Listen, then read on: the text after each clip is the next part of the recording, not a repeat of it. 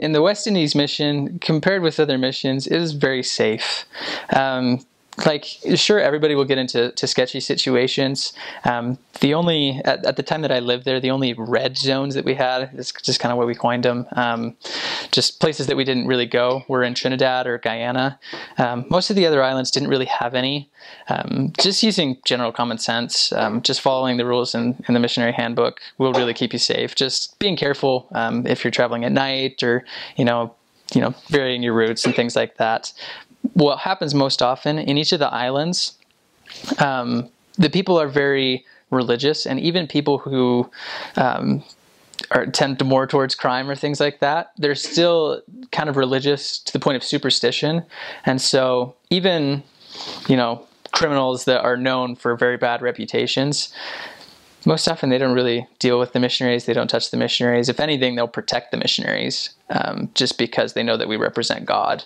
And so the only people that I remember, or that I've ever heard of anybody having trouble with, is usually just like young teenagers or stuff who wanted to mess with us. I did get robbed at gunpoint at one point. That was in Trinidad. We weren't in a bad neighborhood at all. It was like right around the corner from our apartment, which is in a really nice neighborhood. It was at 3 o'clock in the afternoon. So there really wasn't anything to it, because we were following the rules. We were just going home. We weren't in a bad situation or anything.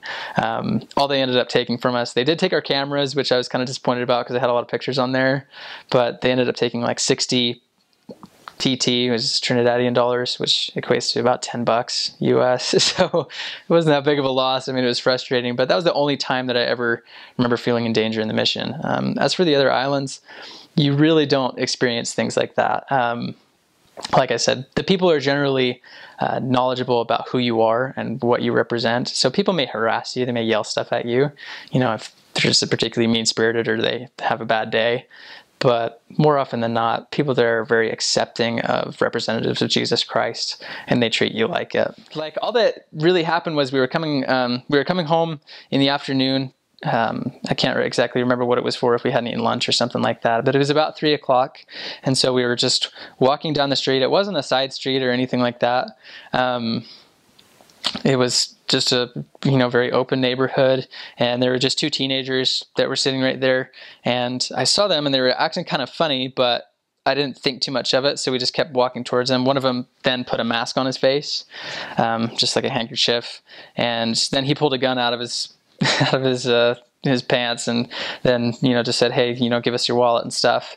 And so you're like, "All right, whatever." And then I mostly was just really frustrated by it. That was the thing, more than scared.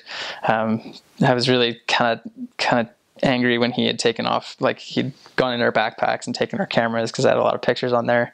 But other than that, they just took it, they ran off, and that was really all that could be done about it, because they kind of just ran off. But we had another guy who came up and asked us, and was like, "Oh man, like I'll tell them not to interfere with you or anything," because everybody knows everybody up there. But yeah, overall, like, we didn't have any other problems than that. Even in that area, like, there wasn't any place we were afraid of going.